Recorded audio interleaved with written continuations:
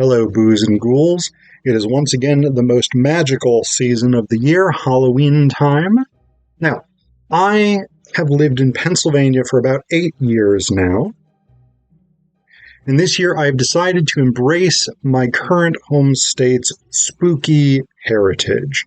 Pennsylvania has produced a lot of great horror over the centuries, right? From the first Gothic novel written in the United States, Charles Brockden Brown's Wyland, stay tuned for a video about that one, up through, say, the birth of the modern zombie movie with George Romero's Night of the Living Dead.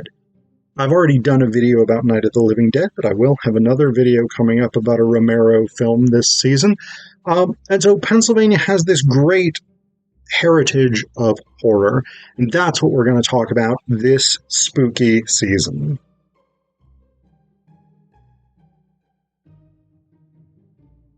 Hello. So in this video, we're going to be talking about George Romero's film, The Crazies.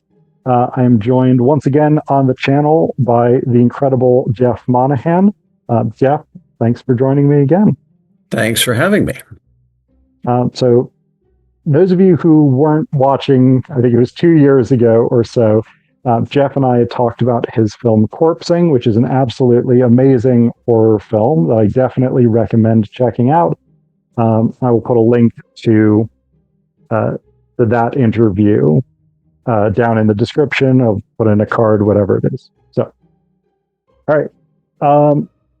Jeff is a professional actor, screenwriter, producer, and director, and has also been an adjunct professor and educator for many years from CMU to NYU to Kathmandu, where he's now serving as an advisor to the Horror Film Fest in Nepal. He's acted in a number of films other than horror, opposite such actors as Martin Sheen, Bryan Cranston, and Matthew McConaughey, but he's been a big horror fan all his life and has acted in many of those, including George's films Day of the Dead, Dark Half, Bruiser, and Dead Time Stories 1 and 2. You can catch his most recent appearance in the horror film Pig Hill opposite Rainey Qualley. I hope I'm pronouncing that name right. I don't know. Qualley. It's Qualley. Qualley. Okay. It's actually Margaret Qualley's sister. So. Okay. Shane West and Shiloh Fernandez, directed by Kevin Lewis, who also directed Willy's Wonderland.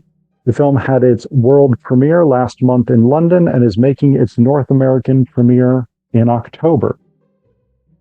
So, the film The Crazies, also known as codename Trixie, it was released under different names in different parts of the country, which seems... It seems that Romero felt that releasing it under different names somewhat limited its profitability, but we can maybe talk about that later. So the film is set in Evans City, Pennsylvania, which is a small town, I think, northwest of Pittsburgh, if I'm not mistaken, and it follows these two firefighters, David and Clank, and a nurse named Judy, who is David's girlfriend. The film opens with a man basically destroying his farmhouse and then setting it on fire with his family inside.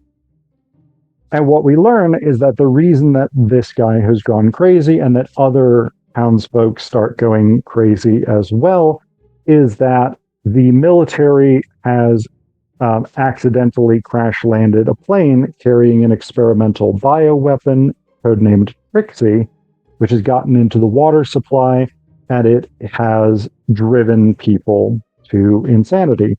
Sometimes homicidally violent, sometimes sexually violent or just sexually promiscuous, sometimes just sort of hysterical loopiness, but it's got a sort of wide range of negative effects. So the military shows up and basically locks down Evans City.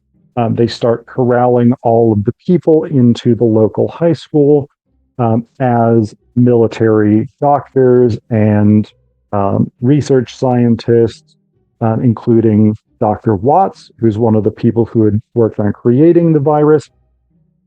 They start trying to find a solution for this, but because it's such a tight quarantine, including an information quarantine, they're not really able to get supplies, resources, materials into Evans City to work on the problem. And so they're really fighting an uphill battle. As this is going on, Judy has been sort of sent off by Dr. Brookmeyer, for whom she's the nurse, to go and get David, and for her and David to basically get out of Evans City while the going is good. They attempt to do this with Clank, who's David's best friend, and they basically go on the run.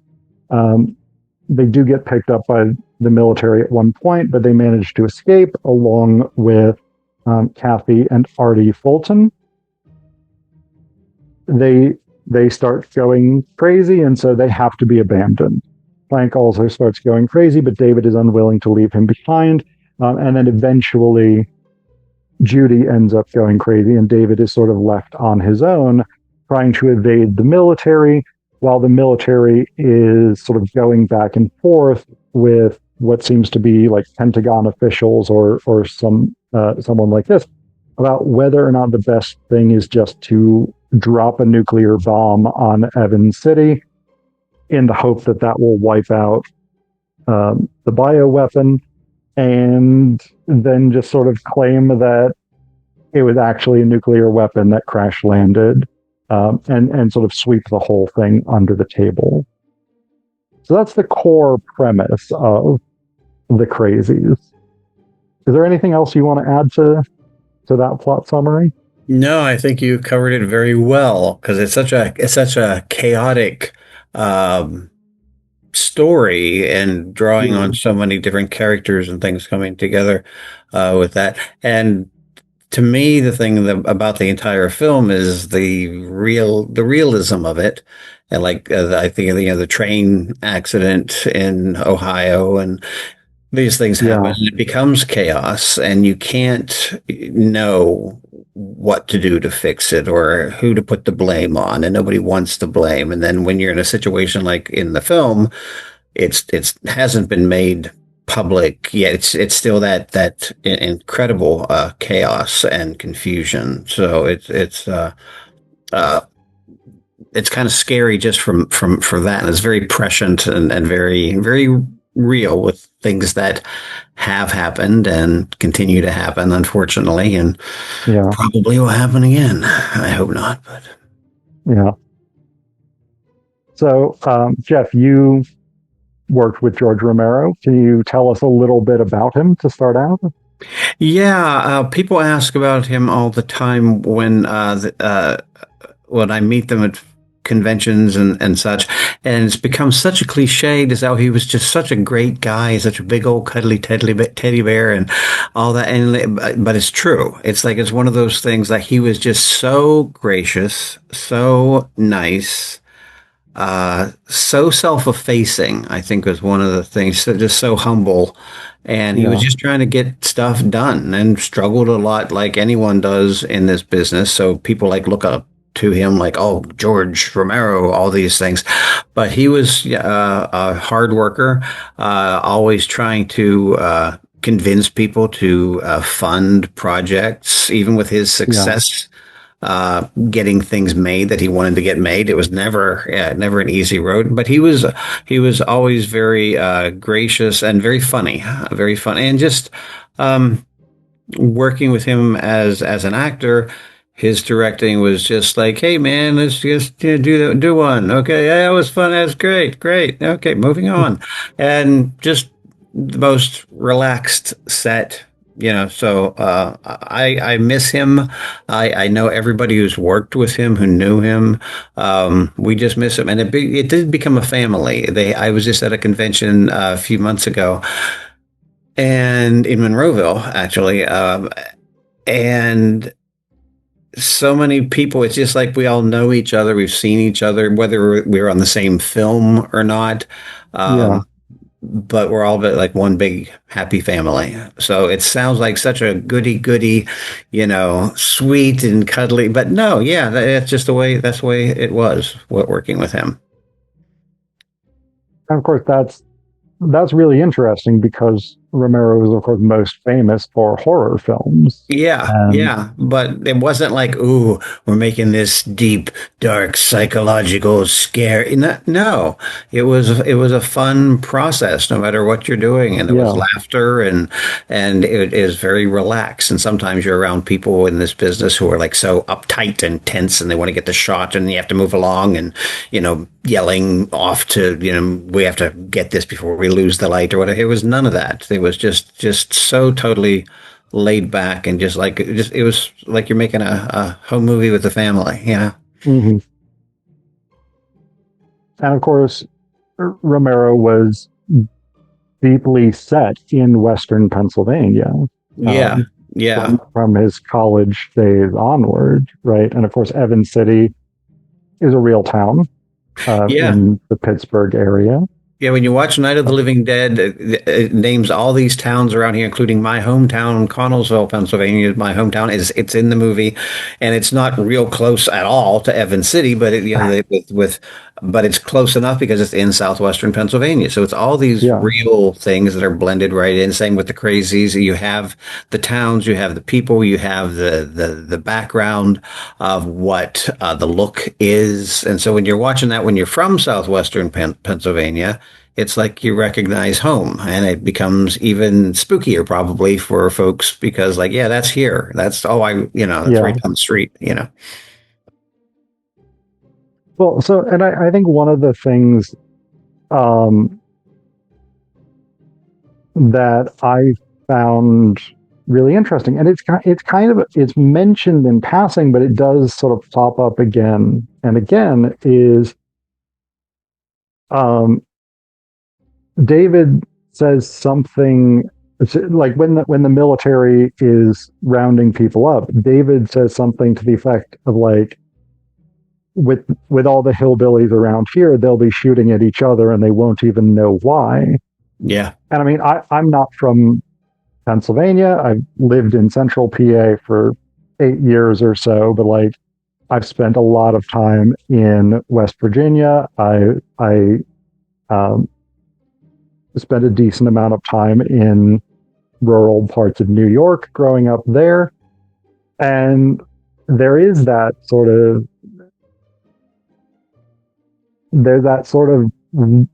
East Coast, but slightly out from the coast, rural culture, right? Yeah, definitely. And Appalachian culture up into like the Adirondacks in New York and stuff, where there is very much this anti-authoritarian streak, and there's this sort of sense of like, I need to defend myself, I need to take care of myself, and I don't want to rely on government, and I don't necessarily trust the government.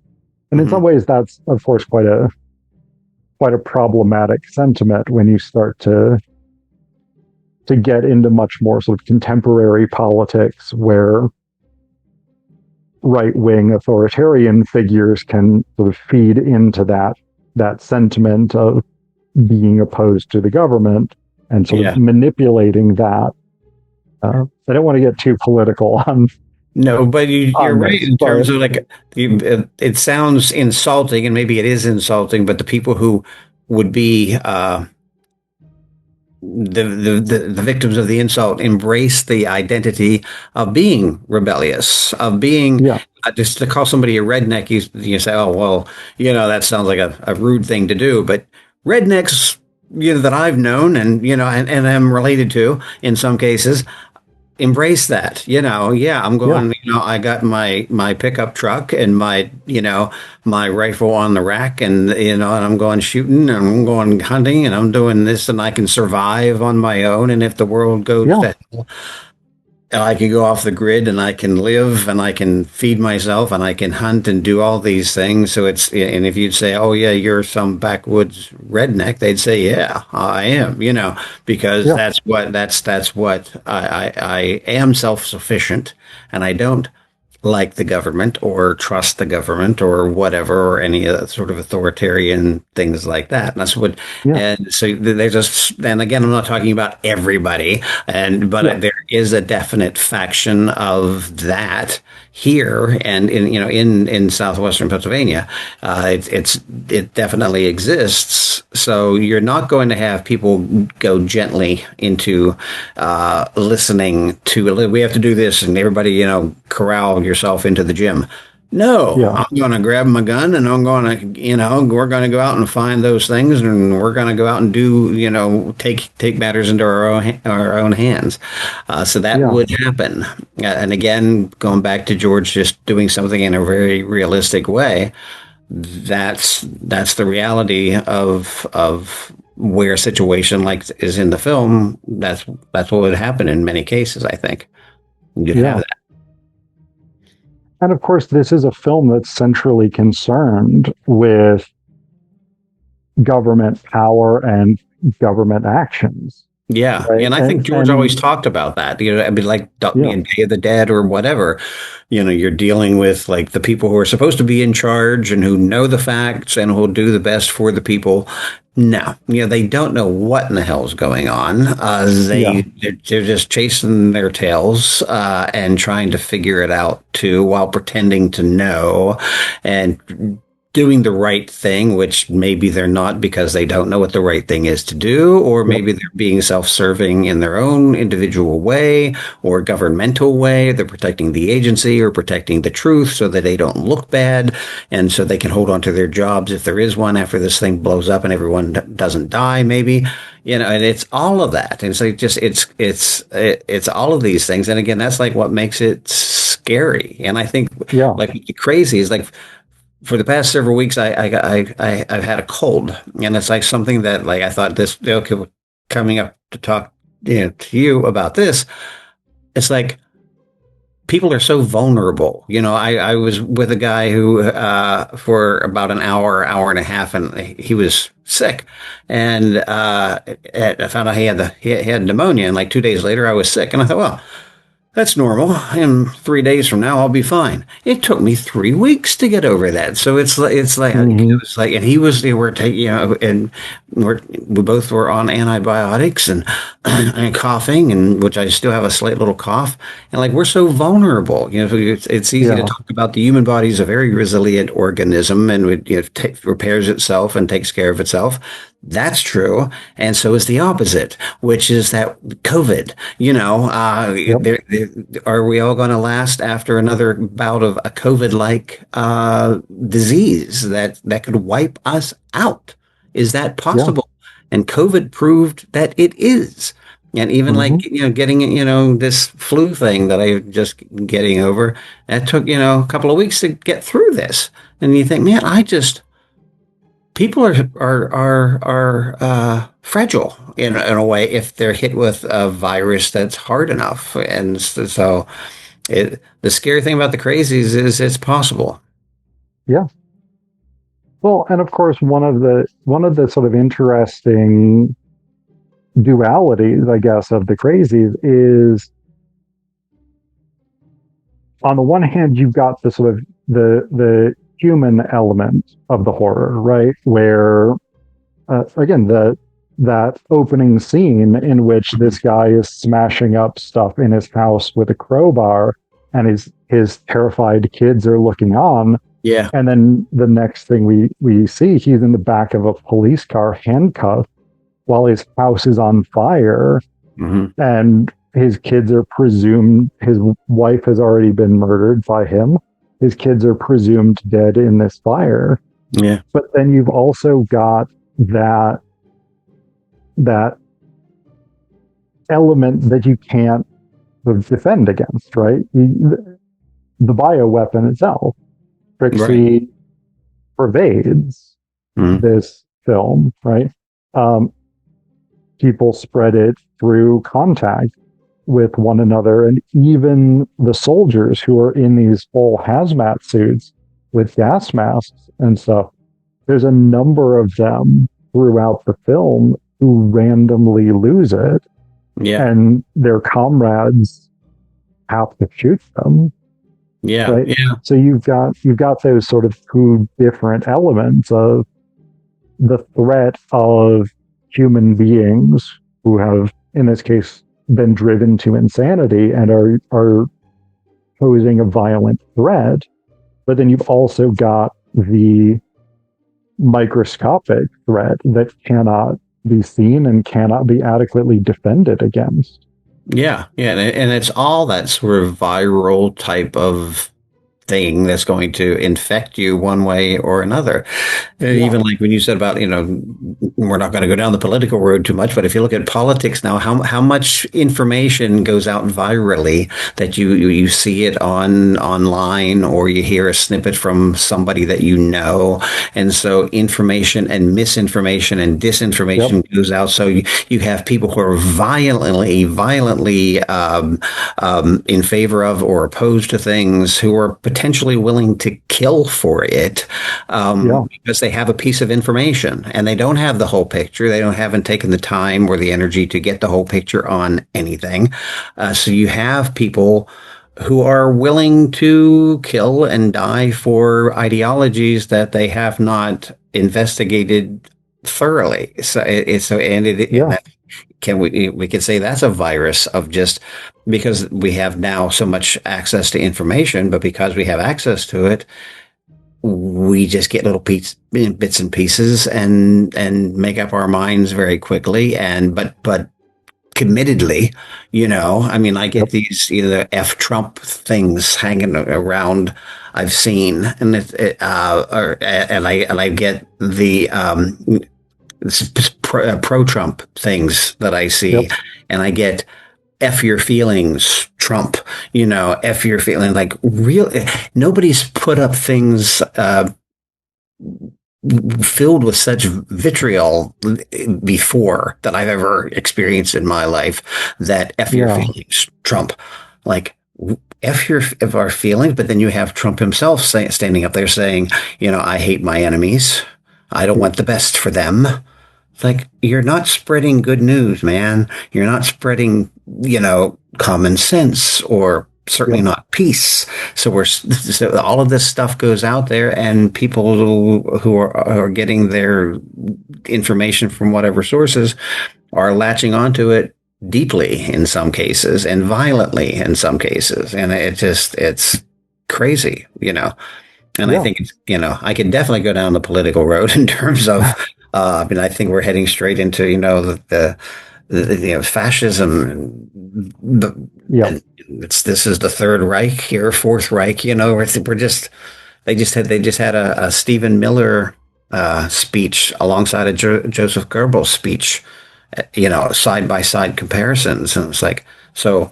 Just objectively speaking, no matter what side the political spectrum someone might be on, it's there in black and white, and it's there on tape and being videoed. What's being said is just objectively a repeat in many ways of what's already happened in history, and we haven't learned from it. So that virus, and again, going back to George's thing, he talked about all that stuff, 50 years ago and more. He talked about all that stuff, how this can infect.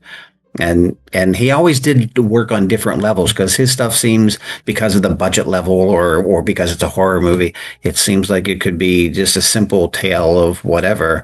But there were always sociological commentaries going on throughout it. And I think he would be pleased and sad that he was so right. About, this is the way things are now going, George. This is the way it is. Yeah. So that's sort of interesting context for thinking about this, because as you're talking about sort of going back 50 years and sort of thinking about this at the time. So this comes out in 73, right? So this is obviously before Reagan's famous government government doesn't solve problems, government is the problem campaign in 1980. But, I mean, like, David's a Vietnam veteran. There's clearly a sort of an anti-authoritarian sense that really comes to the forefront in the 60s with the anti-Vietnam movement, with the civil rights movement, with the feminist movement. And that sort of carries on into the counterculture movements of the 70s. Yeah. And I mean, so many of those counterculture movements, anti-Vietnam, civil rights, feminism, gay liberation, that really starts in the 70s primarily, are really about opening up personal freedoms and individual rights in the context of a government that is repressing certain people, denying certain people rights, et cetera, et cetera. But then, do you think there's sort of a direct through line from the counterculture movements of the 60s and 70s through Reagan's anti-government rhetoric? If not, I mean, he became the president of the US. Obviously, he wasn't that anti-government, but like that sort of Reagan-style right-wing anti-government, then through to today, where, like, especially with COVID, because I think COVID, I only watched the Crazies after COVID, so I don't have a sort of framework for, like, how is the viewing experience of it different than it would have been in, say, 2019. But I can imagine how it would be different, because we had this situation in which there was this terrifying disease for which there was no clear explanation, and the government was repressing some information, giving some information, and some of that information was not true. And then there was a big movement of resistance to government recommendations, right? So yeah.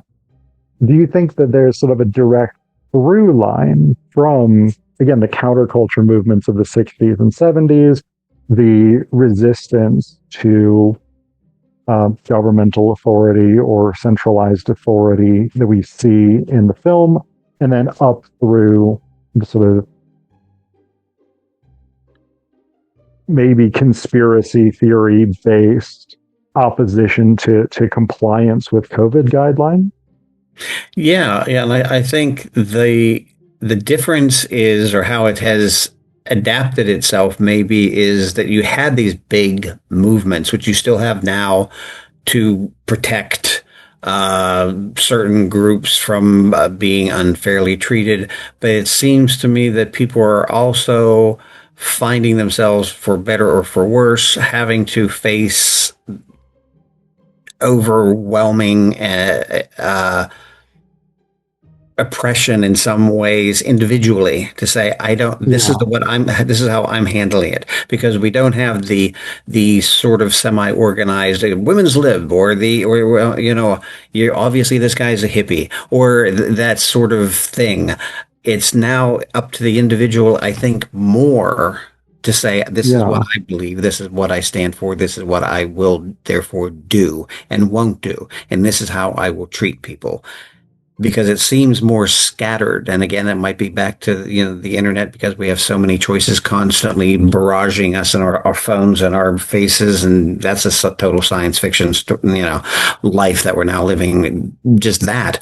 So I think individuals needing to make up their minds as people and say, this is what I want. Because I think you had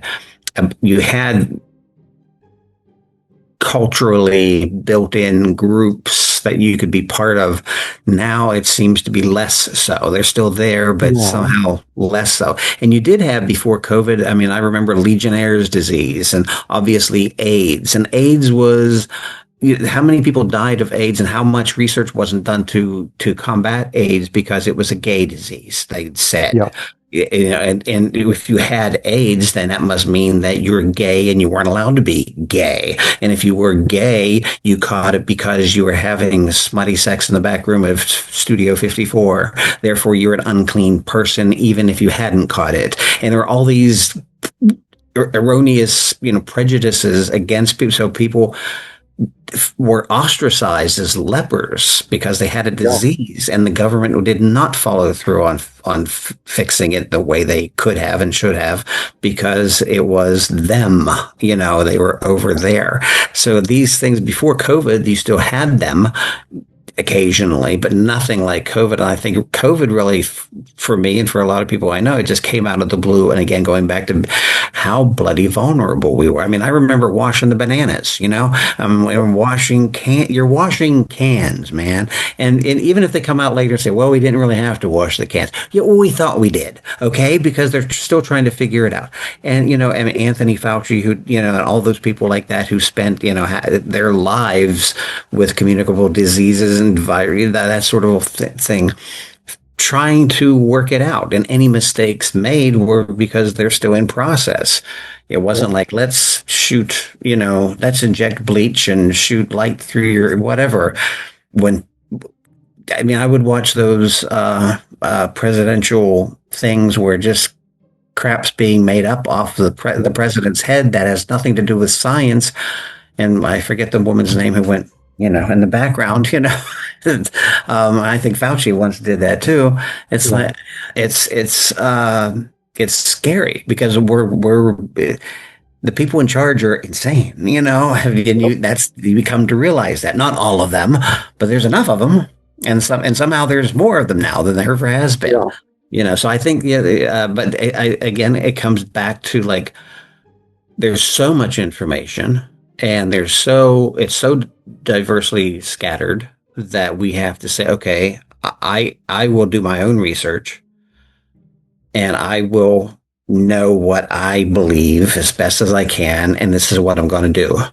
I know a woman who takes ivermectin and the horse medicine stuff, and she totally believes in it.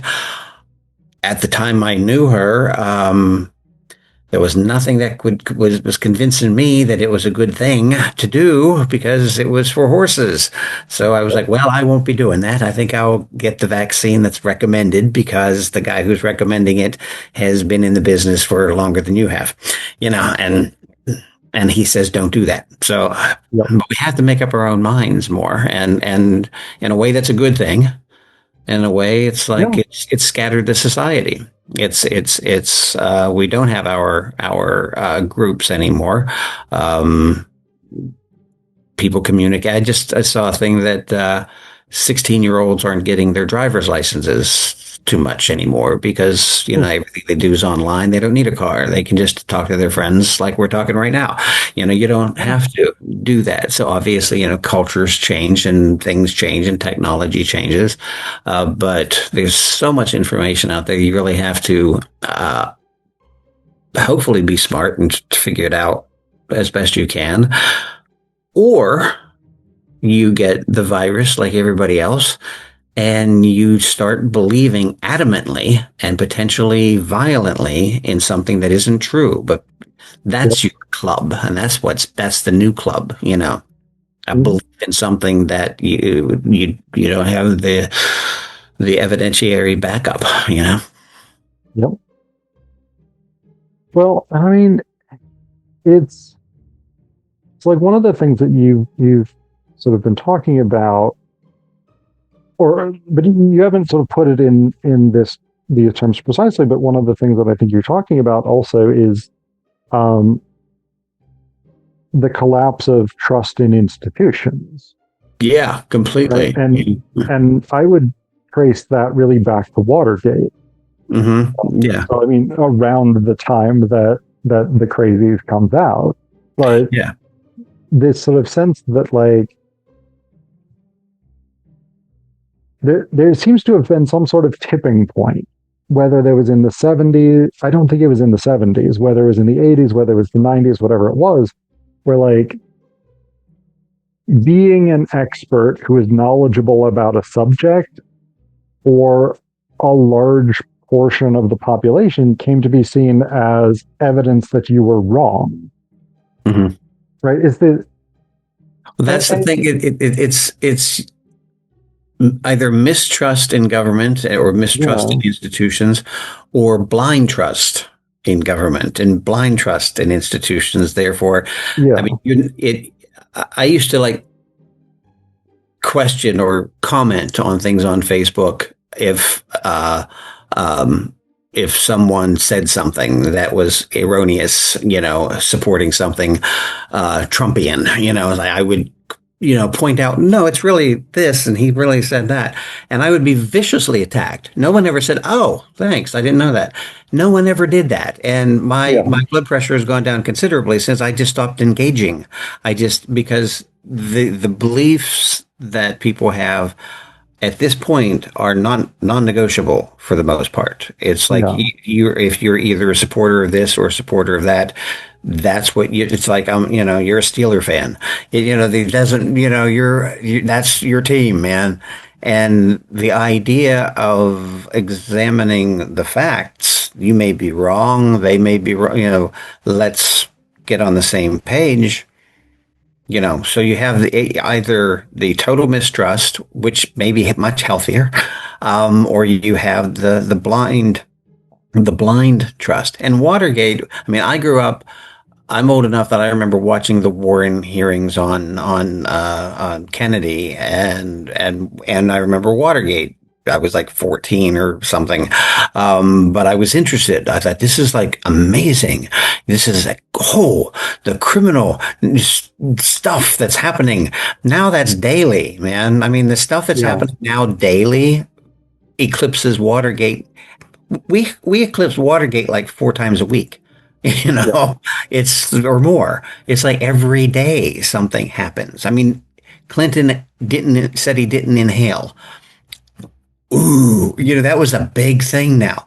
My God. And even I love the movie All the President's Men. And every once in a while I think about watching it, and I think, and I will watch it again because I've seen it numerous times, but it's so tame now. It's just like, that's it. It doesn't compare with what happens now. Getting violent, beating my desk up.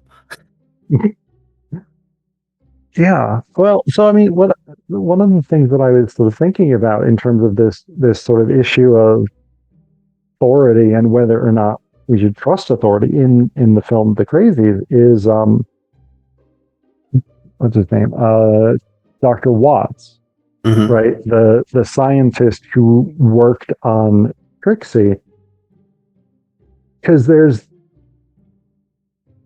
this sort of interesting dichotomy that I think is really quite representative of the government. I think this is one of the sort of brilliant insights of the film, because Watts seems to be quite smart, seems to be quite aware, seems to be an actual expert on what he does. And then you've got the people at the Pentagon or wherever it is who are sort of just making stuff up based on what they think is the best way of handling the situation. And they give this order that the first person who shows up at the base who worked on Trixie is going to be sent into Evans City. And there's this scene with Watts in the back of a Jeep with these 2 soldiers, and he's like, you can't send me in there. I am I need to go to my lab to solve this. I can deal with this, but I can't do it from there. You need to send somebody else. They don't care who you send. I'm the last person you should be sending. And the 2 soldiers are basically just like, sorry, man, we've got our orders. Like, we can't, there's nothing we can do about it. And so there is this sort of weird bifurcation, right, where you have people like Anthony Fauci who are experts in their field and have done this for a long time, and they get things wrong on occasion. They learn new information that contradicts whatever they had thought before. Sure, that's the scientific process. But then you've got politicians who are just like, and sort of full disclosure for the people watching this on YouTube, this is going up in late October. Well, we're filming this in September 24th. We're like 2 days out from when Trump and RFK Jr. claimed that autism is caused by Tylenol. Women using acetaminophen or Tylenol or paracetamol, whatever it is, during pregnancy. Right. So this just complete insane, I'm a politician and I'm going to say whatever I say without any regard for truth, value, reality, etc. And then you've got these sort of experts who are trying to actually make things function in the world. And maybe that's part of the reason why we have so much distrust of institutions and governments, is because you have those two sort of contradictory impulses so often. Right? Yeah. Even in the university system, you've got the people who actually do the work, university instructors and professors and things like that, but also the staff who run the day-to-day functioning.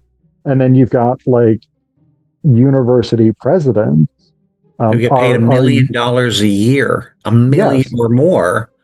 I mean, our university president here at Penn State just got a massive raise in the midst of a budget crisis that is leading to the shutdown of, I think it's a dozen of the campuses across the state of Pennsylvania, the collapse of WPSU public radio station. When I went to Penn State, that particular campus is shutting down next year. Yeah. And they're discussing, well, will it be an old age home, or like, it's like when I went off to college, that's where I went, to that place. And it's really scary because the educational system in this country is collapsing in some ways, and with the less education folks have, the less ability they'll have to think for themselves, and again, the more trust they may have to, or just by default, just put into institutions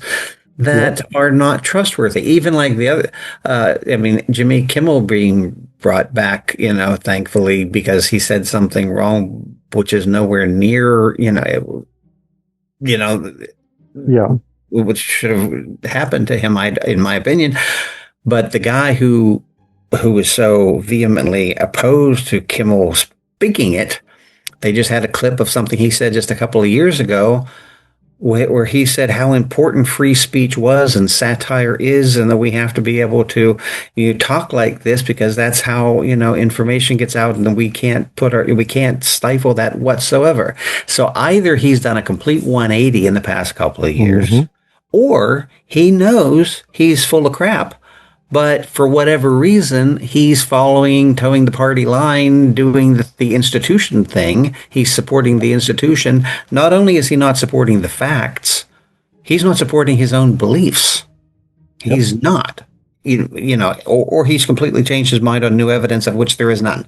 So, you can look at this and say, well, the lies are right there for everybody to see, I think. And it's just, it's mind-blowing to me. Yeah. Well, and so that's another maybe interesting difference between the world we live in today and the world of the Crazies, right? Because in this film, there's a complete information blackout that the military imposes basically like that, right?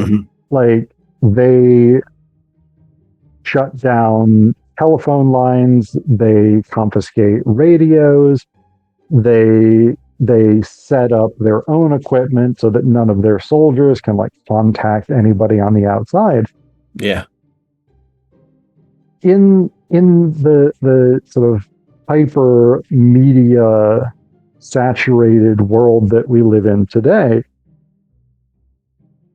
it's almost impossible to prevent information from getting out. Sorry. When you're dealing with a large group of people, but it's also impossible or nearly impossible to prevent misinformation from going out, right? Like anybody with a cell phone can broadcast to the entire world, like the report that Haitian immigrants in Springfield, Ohio, were eating people's pets, and then right, picked up, and it again goes viral, and then people believe later it. learn that none of it was true. It was No, but if your party says up. it, if your guy says it's true, then it must be true and then you cannot go back on yourself and say, well, my guy was wrong because that makes him stupid. That makes me stupid. And therefore I will fight to the death on something that I know is wrong.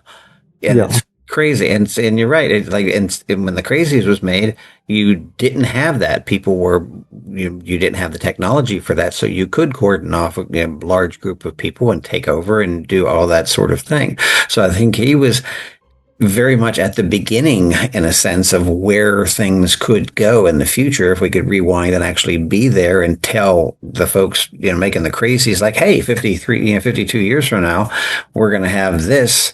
They would be, I think, shocked that they are saying some stuff there that's just the tip of the iceberg type of thing as to where this could go, and that the technology is not going to help us in every way. It's going to actually, the technology is the good guy and the bad guy, because the technology will get out information to people that helps them, and it'll get out information to people that gets them killed. Yeah. Unfortunately. Yeah. And it's like, I think there's literally nothing that you see now that you can believe. I mean, you see a video and think AI. I was just asked to write an article for Pig Hill, this film that I did, and I said, well, I'm really busy right now. How about the end of next week? And he's, oh yeah, that's fine. That's fine. And I said, okay. And minutes later, he says, how's this? And he emails me an article written by me. That was I thought, oh, no, I'm not going to use an AI article. No, that's wrong. So I read it, and it's pretty good, and it's like, I would have said that. Yep, that's true. And I said, let me make a couple of adjustments, which I did, made a couple of, but literally the article because they had to rush it out. The article that I wrote that I didn't write, 90% of it, AI did a very good job. That really scared me, and it didn't know a couple of things that I adjusted, but literally only 10% of that was mine. The rest of it was accurate. It actually, did it. It's, it's amazing, but it's scary. Yeah, and I think we're eventually going to stop thinking, because we won't have to. We're, you're going to say to your, I'd like to watch a romantic comedy with Tom Hanks and Spencer Tracy, and set on a mountaintop in Tibet in 1604, and 2 minutes later, there's the movie that will have Spencer Tracy and Tom Hanks and Jared Leto or whatever in it because you asked for it. Should you do? No. No, I would just rather struggle over an article myself. But it was weird, because that was one of the weirdest things that's happened to me. Like, they just spit this thing right back at me. How about this? Okay. Okay. Yeah, but but it all feeds into the world that we're living in, and the world that the Crazies, again, was the precursor of where we are now, and how prescient George was, and how universal he was in some ways, that there will be mistrust always. I mean, Night of the Living Dead, you always have those factions, like you say. You have, in Night of the Living Dead, you have stay in the basement.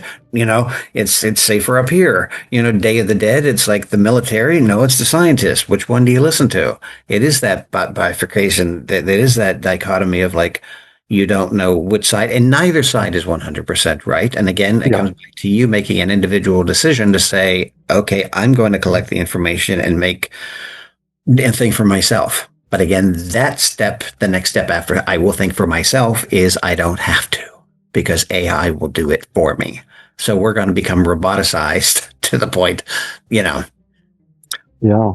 And again, this goes back to George. Just, I mean, I'm so excited about a movie that took place 52 years ago because he knew things, and it's sort of like if Shakespeare wrote about all of the the foibles of people, and love and hate and jealousy and ambition and all those things. George knew how society functioned and could point it out with a low budget, with within a horror movie context, and you could just go along for the ride and have fun and have a few thrills, or you could realize he's talking about something that we should pay attention to. Yeah. Right. So that, I feel like, is an excellent endorsement for watching The Crazies. I do want to wrap this interview up because it is getting slightly long. But Jeff, that's my fault. I just talk and talk. No, it was so much fun. It was so interesting. So thank you so much for your insights. This has been really, really, really great. No, thanks for having me. It's always a pleasure.